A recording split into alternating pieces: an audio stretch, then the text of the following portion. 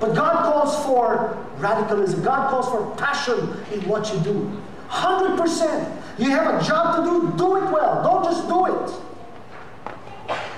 Do it well. We need to redo Nike. You know, Nike always says, just do it. And I like that. We need to be that way. Just do it. But if you're going to do it well. 100%. You have a responsibility, be there. Do your job well. Don't let go until it's finished. And then when you do the next thing, be there. When you work hard, you know, so that at the end of the day, when you're lying in bed in the darkness and you close your eyes, you can sleep in peace. I almost said you can rest in peace, but not that permanently. You can sleep in peace knowing you gave 100%. Jesus was like that all the days of his life. So that at the young age of 33, hanging on the cross, he can say, it is finished. The Greek word tetelestai, meaning to say, it has been perfected. Not just it is finished. What he meant was, it is finished to perfection. If you cook, put your heart in it. If you're ironing clothes, put your heart in it.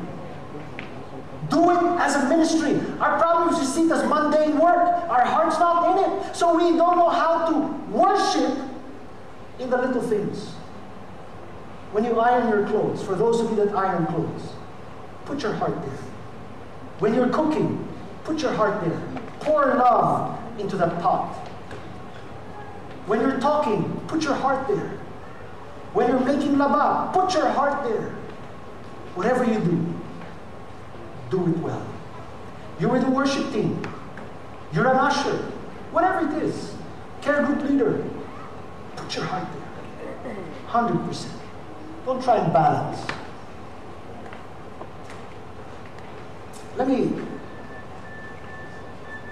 You know, God gave me a revelation. I was so amazed. When I was preaching this message in Iligan, when I was listening to myself, words were coming out. I didn't even have it in my notes. And words just started coming out. I said, Lord, if you want me to love you with all my heart, I have a problem because you know what? I love ice cream. What happens to that love? I love my wife. What happens to my wife? I love my kids. What happens to them? And he said, you know what? Love me with all your heart. Love me with all your heart. I said, Lord, then there's nothing left. There's nothing left for them, my wife, my kids, ice cream, durian. There's nothing left. Adobo. Oh my gosh. He said, there's nothing left. He said, right. Because your love is not fit for human consumption. Your love is human. Your love is finite. Your love is conditional. Your love destroys. That's why I want all your love. Because your love cannot destroy me. Once that love passes through my heart, and it is filtered, just like water purification, the love I pour out in your heart, that's now what you use to love your wife. Because husbands, love your wives. The Greek word agapao, unconditionally. Unconditionally. We don't know condition. We only know conditional loving.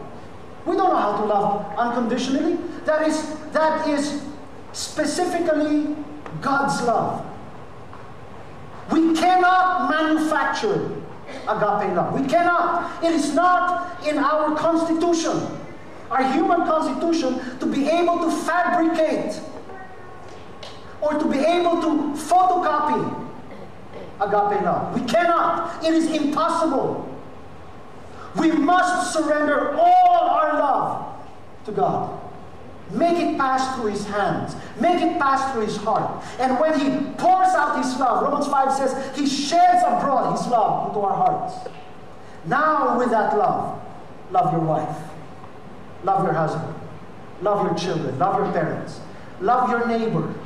Love one another. Love your enemies with that love. But do not attempt to love someone without your love passing through me first, because you will destroy them with that love. That's why he says, look, I want you to love me with all your heart, all your soul, all your mind, and all your strength.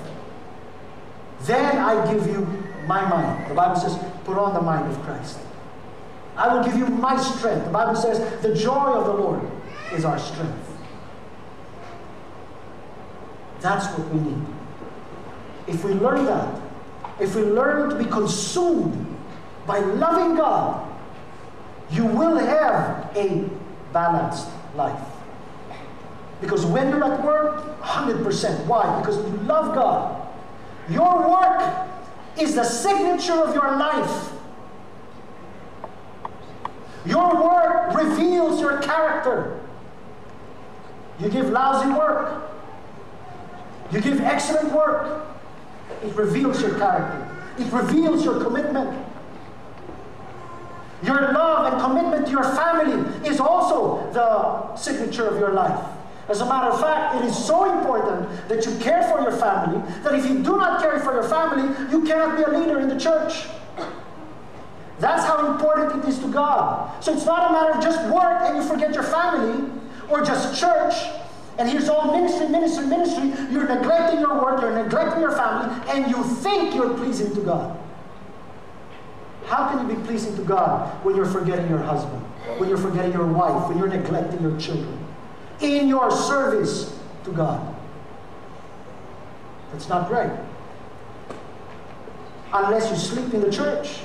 But when you go home, be there, 100%. Pour your life out to your family, 100%. Are you starting to see why I think balance is a myth? Why balance is stressful? When you pour out, you know what? When you pour yourself to work, family, or whatever it is, church, ministry, when you pour out, you don't have to worry about balance. You're not trying to balance so many things. You can be focused. You come home, you're at peace. You're at peace. You're not trying to balance all these things like those rocks you saw up there. Let me show you something. Jesus said, when you pray, pray in this manner. Pray in this manner. He didn't say memorize this. He said, this is the pattern for your prayer. He said, Our Father in heaven, holy or hallowed be your name. Someone once said, hallowed be thy name. Your kingdom come, your will be done on earth as it is in heaven. Now look at this. He said, this is the pattern of your prayer. This is not the prayer. Too many people just memorize it and say it over and over and over and over again. It's called vain repetition. It said, this is the pattern for your prayer. Our Father, holy be your name. Worship, you start with worship. Why? Focus on me. Me first. Holy be your name. You start the prayer in worship. You end, for thine is the kingdom, the power and the glory, now and forever, in praise. You go back to God. Say, oh Lord, my God, how wonderful, how excellent is your name in all the earth. All the heavens declare your glory. I count the stars. They are like your love. It is innumerable. Your thoughts towards me are without number. From the time I wake up, your thoughts towards me are all pleasant. All your plans for me are never to harm me, but to prosper me, that I might have hope and a future. Oh Lord, my God, how excellent is your name in all the earth. You end in praise. But he said, look, after you worship, give us this day. Your kingdom come. Your first prayer request, God's kingdom. It's your first prayer request. Second, thine will be done on earth. Focus there. You're focusing on God, give everything. Your kingdom come. What does that mean to you? Your will be done. Your will. Consume yourself with God's will. I had this little sign on my desk I bought in Singapore many, many years ago. I think 1990 when I was there.